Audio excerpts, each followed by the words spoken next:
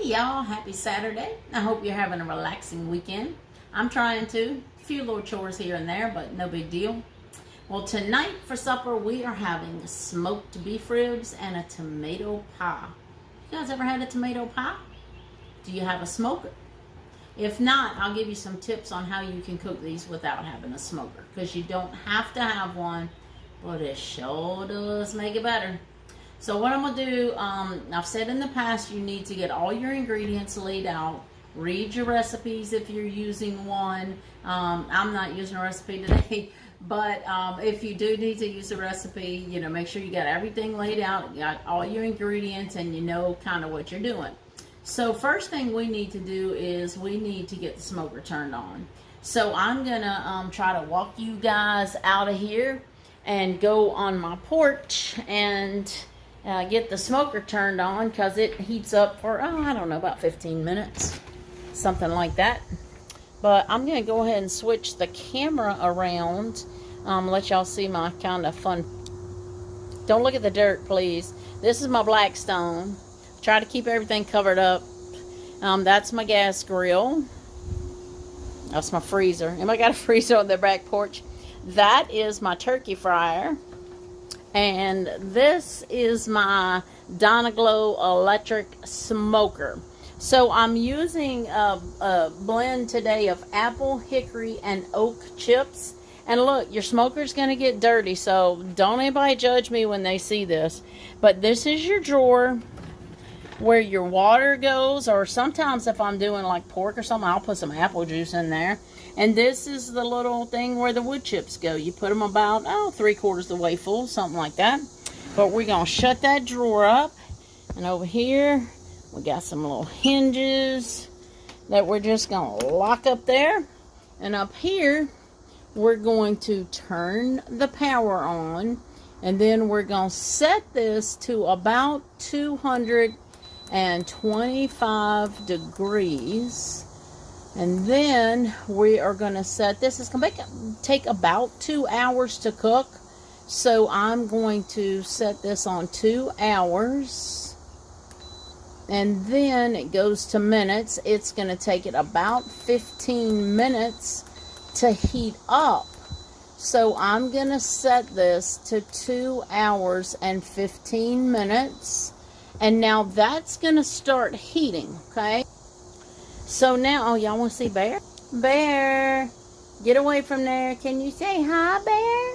This was our rescue dog, our little rescue lab. He's been here for a little bit over 2 weeks. He's a pretty boy. Yes, he is, Mama's pretty boy. And that's just the end of our little porch there. Yeah, that is a piece of exercise equipment. Here's might as well show you outside while we're here. There's our lake out there. I think I've showed y'all that before out the kitchen window. Bird feeder. So this is my house. I've been here about 23 years. Anyway, let's go back inside. I'm trying to carry you without getting you too drunk or dizzy. Come on, Bear. You're not going to want to stay out there without us. Come on, baby. Good boy. Alright, so let's see if we can get back up here. Get y'all set up here. Let's see if I can turn this down without knocking it over. Alright, let me straighten you up before y'all get like drunk. Okay, so let me tag on it. I'm gonna flip you around again. You kind of see what I got laid out. So I'm gonna be slicing the tomatoes first for the tomato pie.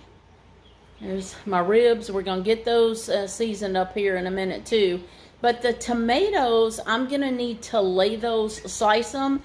And then what you have to do is you have to lay them out on some paper towels, sprinkle them with salt, and let them sit about 10 minutes, because they need to drain, because you don't want a bunch of juice in your pie. So, all right. Now that we've got that going, the first thing we're going to do is go ahead and get these tomatoes sliced so they can start kind of draining off. So make sure your knife is sharp. I just sharpened mine right before I came on.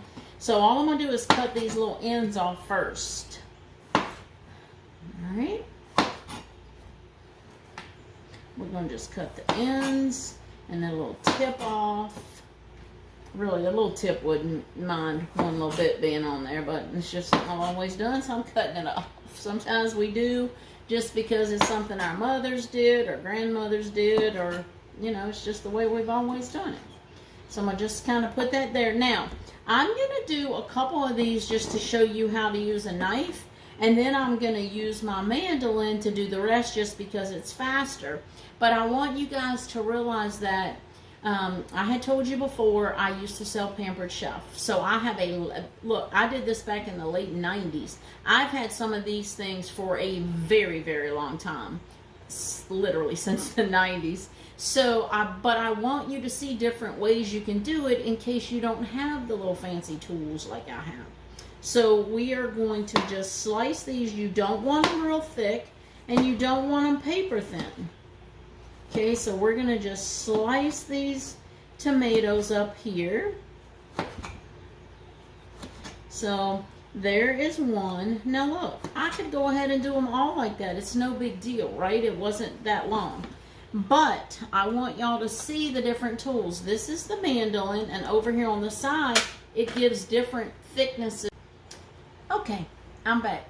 So my phone ran out of storage, so I had to stop. But the mandolin, the tomatoes were too soft for the mandolin. If you've got a newer mandolin that's sharp, it would have probably done fine. But again, I've had mine since the 90s with the same blade, so she is not sharp, and it's not something you can sharpen like I sharpen my knives.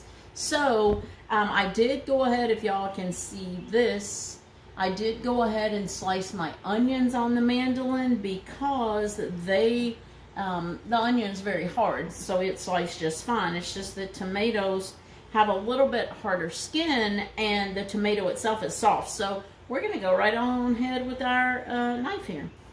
So no big deal. We can slice those up in a jiffy with this knife. I just like to be able to show you guys different tools that you can use. And the mandolin is a good one. I do, like when I'm cooking zucchini or like yellow squash or something, I always use the mandolin for that because it is so fast. Cucumbers, when I'm slicing those, it's something you can very easily use the mandolin with. So, slicing up our tomatoes. And this is the last one. Then we're going to bring our cookie sheets over and lay them out, sprinkle them with some salt. Get those, that salt, what the salt does is it pulls out the juice from it. So here is our first little cookie sheet. I'll slide this over. Y'all can see a little bit. It's no big deal of what to see. It's just laying them out in a single layer so that salt can pull out all that juice. So this recipe, or when you're making a tomato pie, it calls for Roma tomatoes, or some people call Roma tomatoes plum tomatoes. They're the same thing. This is used a lot of times in guacamole. And the thing about the Roma tomatoes is they don't have as many seeds, so there's not as much juice to have to get out. They're perfect for a tomato pie. I might be able to get all these on one cookie sheet. We're going to try to get them all on one cookie sheet. They should be in a single layer though, so it is quite a few. You know what? I've already got two made up, so I'm going to go ahead so I can single layer them and use two cookie sheets. So all I did was doubled some paper towels for this big cookie sheet. You know, there's different sizes. This is the larger one. And it took 6 paper towels, the little pick-a-size paper towels, and I doubled them. Those are little ends. We don't want the little ends. So let's see if I can grab a few off here to kind of lay them out a little bit better. So some of these, like this, as you can see, it's kind of not the perfect one. That's what happened when I tried to use the mandolin. because they were just way too soft. All right, so we got this spread out. I am going to move my cutting board out of my way so I can get this over here. And then I'm gonna just take my salt shaker. Let's turn it this way so you guys can see. And I'm gonna just sprinkle just a little bit of salt over these. And it's gonna pull that moisture right out. We're gonna sit this over here out of our way. And then we are going to get our beef ribs over here, and I'm going to show you what we're going to do with the beef ribs. So with the beef ribs, I have, this is by Real Salt. I told you guys about the salt I use. And this is Wasatch steak seasoning. It is yummy. It has some Redmond sea salt, black pepper, organic garlic, all this is organic, onion, butter powder, mustard seed, white pepper, red pepper, coriander, rosemary, and dill. This is delicious. Steaks, hamburgers, chicken, pork, it doesn't matter. And then you need some kind of binder when you're putting seasoning on your meat to go into the smoker. I usually use some mustard, and even if you don't like mustard or don't want the flavor of mustard on there, when you use mustard as a binder, you can't taste the mustard. It just makes it so your spices and rubs stick in the smoker. And you guys know when I'm doing meat, I'm putting my gloves on. You don't have to. You can get it on your hands and you can go wash your hands. That's fine. But I thought since we're doing beef, I'm going to use a little, it's kind of like A1 sauce. It's just a Food Lion brand. To me, Food Lion brand, most of the time, is better than branded. I love Food Lion brand. So I'm going to just pour a little bit of this over here. And I'm going to massage this in just to make everything's going to stick. Get on the sides. Flip them over. I'm going to get this side all sauced up. Little sauce. But hey, if you like Heinz 57, use that. Not to be naming your favorite, I should say your favorite steak sauce. I shouldn't be naming out name brands, I guess, but that's what we're doing. Okay, now I'm going to take some of this seasoning and I'm going to just put this on here. Sprinkle, sprinkle, sprinkle, sprinkle. And then I'm going to just pat that in so that's got some good seasoning. We're going to flip it over. And we're going to do the other side because you need to season your meat on both sides. And to me, that goes for any meat, any way you cook it. I don't just put seasoning on one side. It's going on all the sides. So we're going to pat that in. All right. Those are ready to go into the smoker. Now, the next thing I'm going to do is I'm going to use a little bit of AR's Hot Honey. This is the mild because my husband is not a fan of a lot of heat. So I'm going to just lightly drizzle this, and I'm going to probably drizzle some more once it's cooked. But I'm going to put that little bit of hot honey on there. Yum, yum, yum, yum. I'm going to take these gloves right off of here. Boom. All right. So this is ready to go into the smoker. The smoker is not quite ready for me. I'm going to grab another cutting board because I got a little bit more chopping to do. Okay. So we've got the rib stuff. We got that out the way. Okay. So now what we need to do is I've already got my mozzarella cheese here shredded. And this is just a block of sharp cheese. Make sure your cheese stays cold before you try to grate it. It just works better. This is a box grater. That's what it's called. There's different sides to do different things. If I'm making coleslaw, this little small side I use for the carrots. I use this bigger side for the cabbage to do when I'm making coleslaw.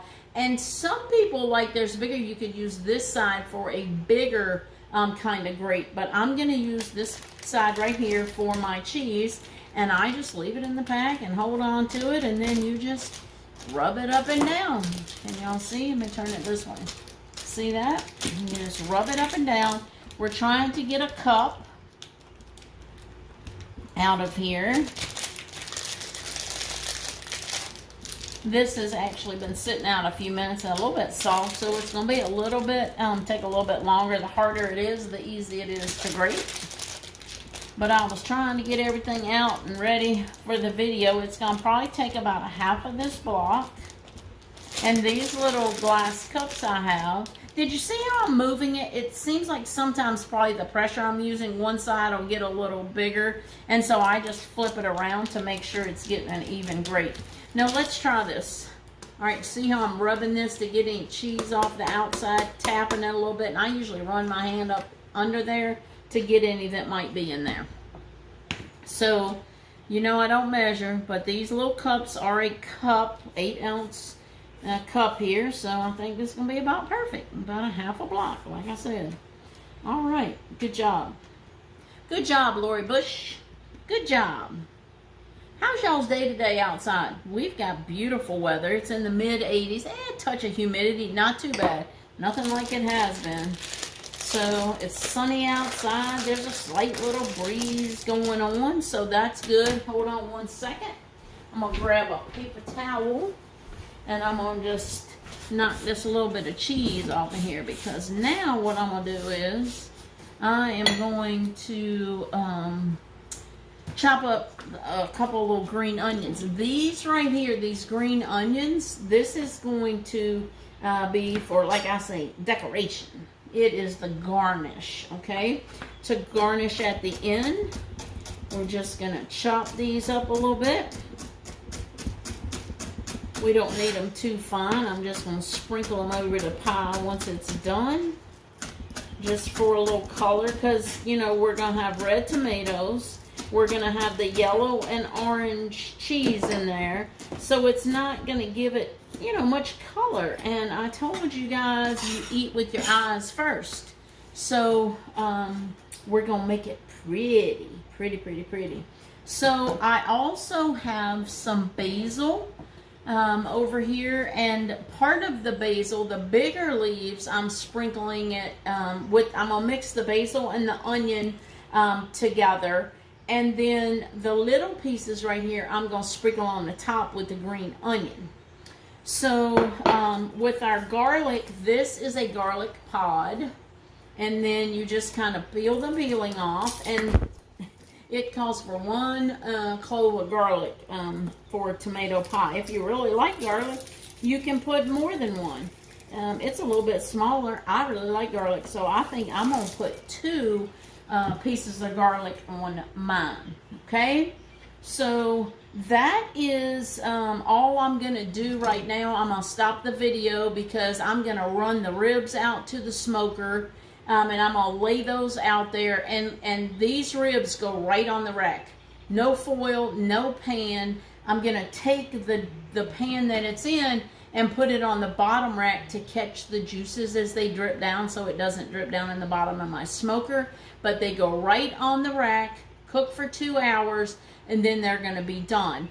And when I come back, I'm going to get the pie plate out, put the pie crust in, and we'll go ahead. It should, too, the tomatoes should be ready to go ahead and be able to layer those in. Now, what I'm going to do with the tomatoes, too, is I'm going to take a few more paper towels, and I'm going to just pat them to make sure they're good and dry before we start. So I'm going to go ahead and get all that done, and I'll be back with you in a few minutes. Okay, I'm back. We're going to finish up this tomato pie. The ribs are cooking. I'm going to show y'all something that I did while I had the camera off. I went ahead and took, this was just a pre-made pie crust, and it actually had been in my freezer for about, I don't know, probably a year. I think I had it left over from Thanksgiving or something. I had a couple packs, and so I wanted to use it. So I'm going to say this is going to be kind of a rustic type pie, because part of the edges were a little bit hard, but while I was rolling it out, and so I couldn't crimp it to be all pretty. So we'll call it a rustic tomato pie. And that sounds so fancy, doesn't it? Rustic tomato pie. Anyway, so what you do, can you see the little holes in the bottom? So when you lay this out, and look, it comes, I don't know if you've ever done a pie with a pre-made crust, but it comes in a little wrapper, and it's like a tube, right? It's like a little tube all rolled up. So you open it, and then what you do is you kind of lay it here, and you unroll it over the pie plate. Then you push it down in here, and then you crimp the edges like this with your thumb and forefinger, and you go around and just crimp. But because mine was a little bit hard on the ends, it's not got much crimp to it, and that's why I say it's rustic. But then what you do is, this has to do what's called par bake, because most pies cook for sometimes an hour. This one's not that way. It's only going to cook for about 30 minutes. So you want to, par bake is just kind of pre-baking it for a little bit first before you put the ingredients in. And all of those holes are just the tines of a fork. So if you didn't do that, your crust would kind of bubble up. If you've ever seen like pizza crust or anything kind of get bubbles in it, this would do the same thing, and we don't want that. So we take a fork and we just put these little holes all in there, and then we bake it, and they kind of seal up on the bottom. It doesn't leave holes in it where your stuff's going to run out. It bakes it back together, but it keeps it from bubbling up. So we have our pie crust here. I have got our onions and our big pieces of basil in the bowl. And now what we're going to do is we are going to put our garlic. Remember, this is the Pampered Chef garlic press here. Put it in, skin and all. That's why I like it. I left my knife over there, so I'm going to use this little spatula right here that I got. Although I'm not sure it'll get the garlic out. Let's see if I can get it out with my finger. Yes, I can. And we will just lay this over to the side here. And we will get the next piece of garlic, and we will press that in there. Okay. Comes right out. See how that garlic just comes right out, but no skin. The skin stays in. This is one of my absolute favorite Pampered Chef tools. And yes, I got this when I started selling Pampered Chef in the 90s, and it does show a little wear. See, it shows a little wear. Hey, but it still works perfectly, so I don't need a new one. Then what we're going to do is we're going to just stir this onion and basil. I think the original tomato pie recipe does not call for onion, but there's also a Vidalia onion pie, and Vidalia onions are just sweet. And I love onions and tomatoes, so I just decided at the last minute to add the onion in there because I bought a big bag of Vidalia onions. I need to use them. The other thing is I had some bacon left over from breakfast yesterday, so I went ahead and chopped this up, and I'm going to add some bacon to it as well. This is how you get creative. You've got to try new things. What tastes good together, okay? We got tomato, bacon. You ever had a BLT? Hello. It's going to be delicious. Can't hurt. So now we're going to take, I've got my mozzarella cheese, I've got my cheddar cheese, and in here I have got 3/4 of a cup of your favorite mayonnaise. And this is a super nice Pampered Chef cup here.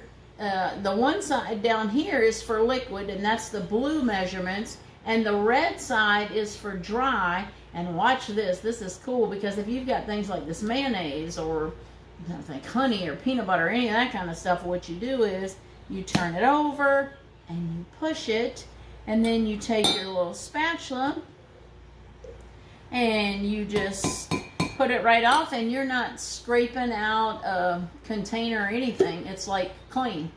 So that is called a measure all cup. I am not sure if this is available in this style anymore. It says right there, copyright 2000. Yep, I've had this for a long time. All right, we're going to sit that over there. And then we're going to take this spatula and we're going to mix this up. We got our cheese and our mayonnaise here. All right, we're going to mix that all up. Nothing to it.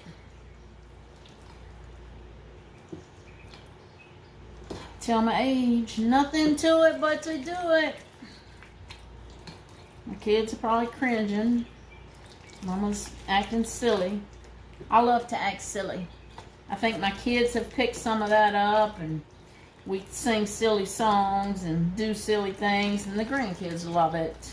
And they'll say, I'll say something, they'll say, my daddy says that, or my mama says that, and I'm like, I know where they got it from their mom. But look, keep things fun and light. Kids love it.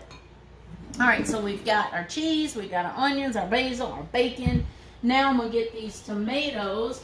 They have drained on paper towel for 10 minutes, and I've already patted them dry.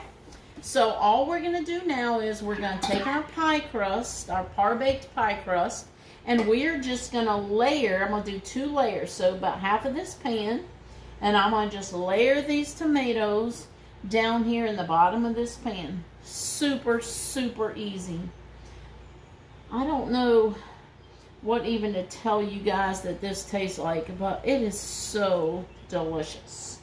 All right, so we've got our tomatoes, 1 layer in here. Then we're going to take half of our onions and garlic and basil, and we're going to lay that in here. And can I tell y'all how much I love basil? Let me know in the comments if y'all love basil. My husband knows I don't like him to bring me flowers. I'm like, honey, don't waste your money on flowers. He does every now and then, and I love when he does. It's special. But he knows if you ask my husband, what is your wife's favorite flower? He's going to say basil, because I would rather him buy me a nice fresh basil than I would a bouquet of flowers. I think basil smells better than most anything. I could just sit and sniff a basil plant all day. I absolutely love it. I know it's weird, right? I mean, we all have our own little quirks, and I love it. Okay, so we're about done here with our tomatoes. It's looking so pretty, pretty, pretty, pretty. All right. Now we're going to put the rest of our onions and basil on here. Okay.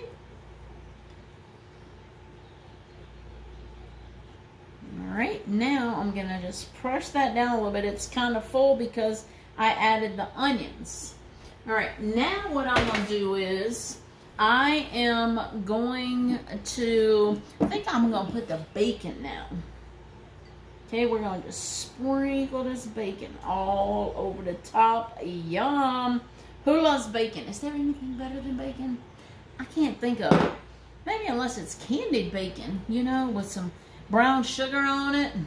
Put it in your oven and cook it up. All right, so we're going to take this cheese and mayonnaise mixture, and we're going to just kind of dollop it around because, you know, there's a lot under there that is not going to spread too easily. So if you can take your little dollops and spread those around a little bit instead of putting it all like right in the middle, then it's going to help you be able to spread it without picking up all the onions and tomatoes and bacon that's underneath. So we're going to just give this a little smear here. A little smear. That reminds me of Fixer Upper, Chip and Joe Gaines. Y'all ever watch that show, Fixer Upper? I remember when Chip was doing a house, and he says, "Ooh, it's a German schmear." That's kind of like that whitewash on the bricks. Sound like Chip. German schmear. Okay, now that we've got that smeared on the top, I'm gonna take a little bit of Parmesan cheese. And I'm going to sprinkle a little bit. You want a lot of Parmesan. Just the little topping, little crumb topping there. Okay. So this is ready. This is going to take about 30 minutes to cook on 350. And when it's done, our ribs should be just about done at the same time.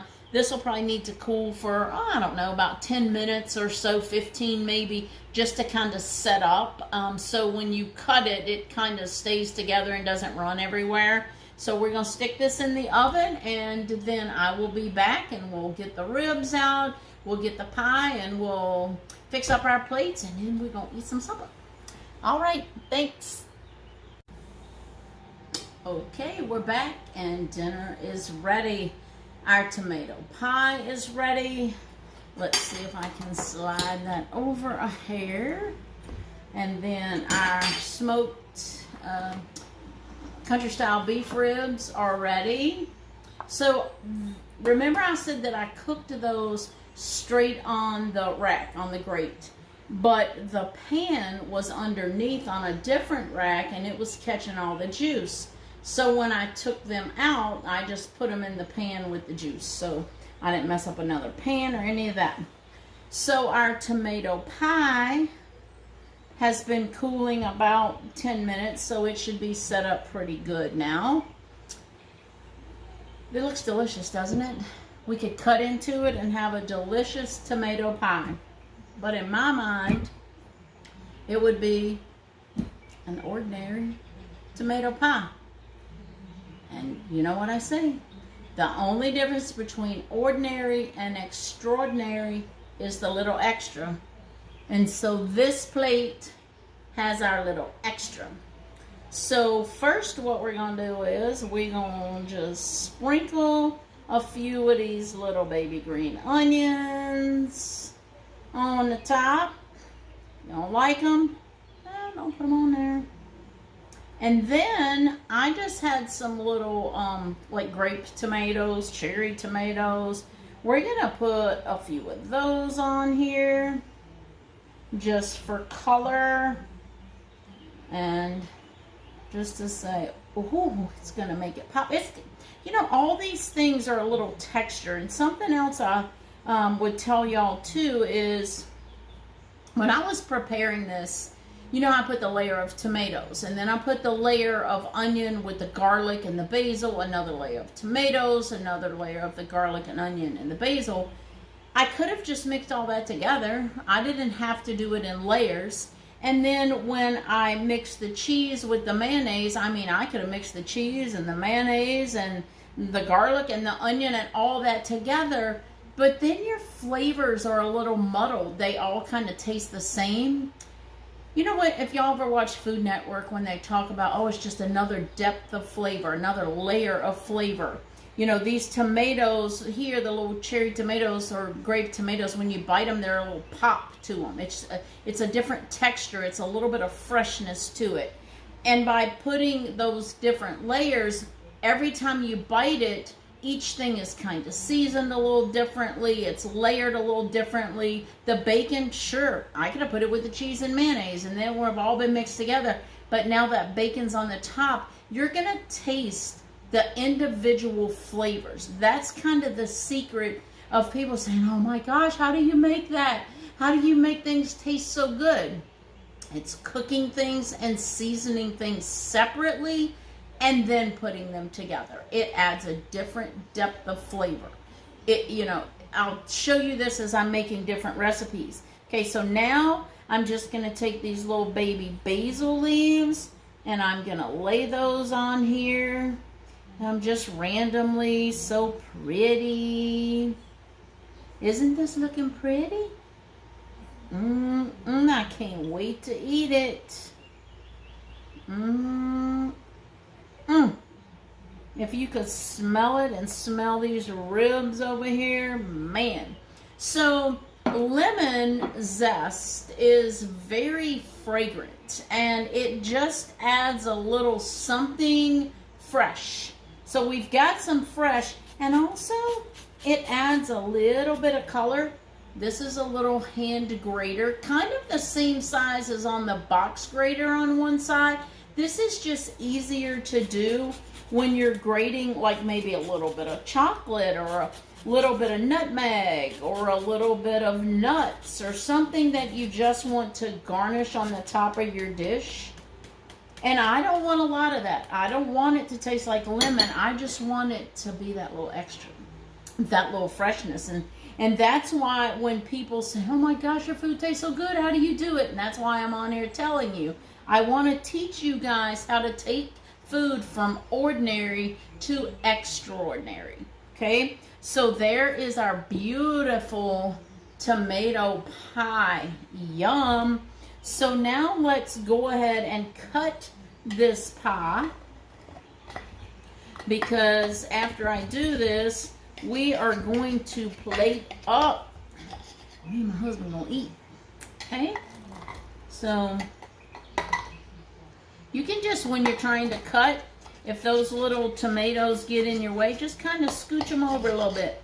Y'all like that word, scooch? Is that a word? Scooch? Look it up. Somebody tell me. Is scooch a word?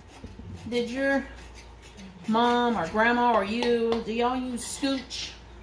Kind of like scoot. Like scoot over, scooch up. Come on, scooch up. Okay. I can't wait.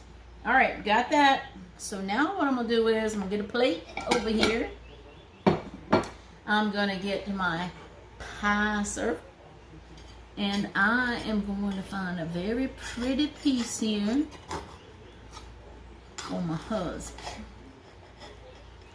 All right. Woo, look at that cheese. See that cheese melting? Yum. Okay, there's that. Now, let me get my plate.